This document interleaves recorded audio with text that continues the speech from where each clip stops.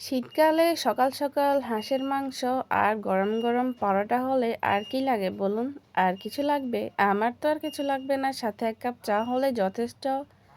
Hello everyone, আসসালামু আলাইকুম। কেমন আছেন সবাই? আশা করি সবাই ভালো আছেন। বরাবরের মতো চলে আসলাম নতুন আরেকটি ভিডিও আপনাদের সাথে শেয়ার করতে। তো চলুন দেখে নিই আজকে রান্নাবান্নার আয়োজনে কি ছিল। তো এইখানে হচ্ছে গতকালকের শুক্রবারের আয়োজন, যেটা আপনাদেরকে খুবই বেশি ভিডিওতে দেখানো হয়নি, একটু সিম্পল দেখাই দিলাম। এগুলা হচ্ছে চিকেন কষা আর হচ্ছে ফ্রাইড রাইস আর হচ্ছে একটু সালাদ, একটা লেবুর। এই তো খাওয়া দাওয়া আয়োজন, এইটা শেষ করলাম আজকে। এখানে দুপুরবেলা কিছু রান্না করতে ইচ্ছে করতেছে না, তারপর দেখলাম ফ্রিজে লাউ শাক ছিল। তারপরে লাউ শাক দিয়ে আজকে খুবই মজাদার একটা রেসিপি বানিয়ে আপনাদেরকে দেখাবো। তো এই এই রেসিপিটা কিন্তু এত মজা আমার ছোট ছোট বাচ্চারা খেয়ে কিন্তু আজকে অনেক বাহবা দিয়েছে, বলতেছে যে আম্মু আজকে মানে রেসিপিটা, লাউ শাকটা মনে হচ্ছে অনেক টেস্টি হয়েছে, মনে হচ্ছে ডিম খাচ্ছি। মানে ওদের যেটা মনে হয়েছে ওরা সেটাই বলছে, এই আর কি।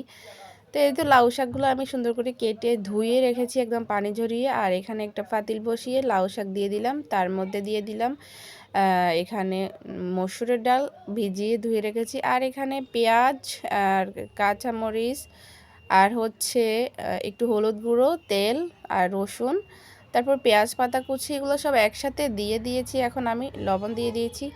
তারপর এগুলোকে চটকে চটকে এভাবে, মানে যত রাগ আছে শরীরের মধ্যে, যার উপরে রাগ ছাড়ার দরকার আছে, যাকে খুব মারতে ইচ্ছে করবে কিন্তু মারতে পারতেছেন না সচরাচর, তার উপর সব রাগ এইখানে কচলি কচলি শাকগুলোকে মাখবেন। সব রাগ একবারে এখানে শাকের মধ্যে ঢেলে দিবেন।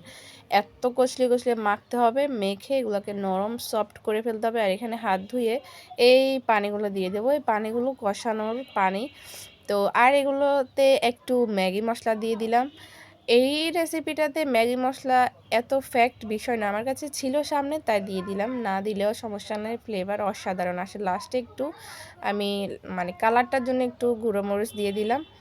গুঁড়ো মরিচ আপনারা না দিলেও চলবে, বা আমি শুধু একটু লাল কালার আনবো সেজন্য দিয়ে দিলাম আর কি।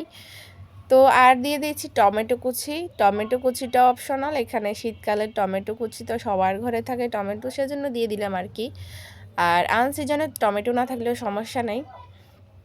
এখন একটু নেড়েছেড়ে ঢাকনা উল্টিয়ে নেড়েছেড়ে আবার ঢাকনা দিয়ে রান্না করে দিলাম। আর এখানে আমি মাঝখানে কষানোর পানিগুলো শুকিয়ে গিয়েছে, তারপর আমি পানি দিয়েছি লাস্ট পর্যায়ে, মানে ফাইনাল রান্নার জন্য। এই তো রান্না কমপ্লিট। গরম গরম ভাতের সাথে এটা জমে যায়, সাথে যদি দুইটা কাঁচামরিচ থাকে ব্যাস। তো কেমন লাগলো আমার আজকের রেসিপিটা অবশ্যই গুরুত্বপূর্ণ কমেন্টের মাধ্যমে জানাবেন। ভালো লাগলে অবশ্যই আমার পাশে থাকবেন। এইটা অবশ্যই ট্রাই করবেন আপনারা বাসায়। দেখা হবে আমার পরবর্তী অন্য কোনো ভিডিওর সাথে। সে পর্যন্ত সবাইকে আল্লাহ ভালো রাখুক, সুস্থ রাখুক। আল্লাহ হাফেজ সবাইকে।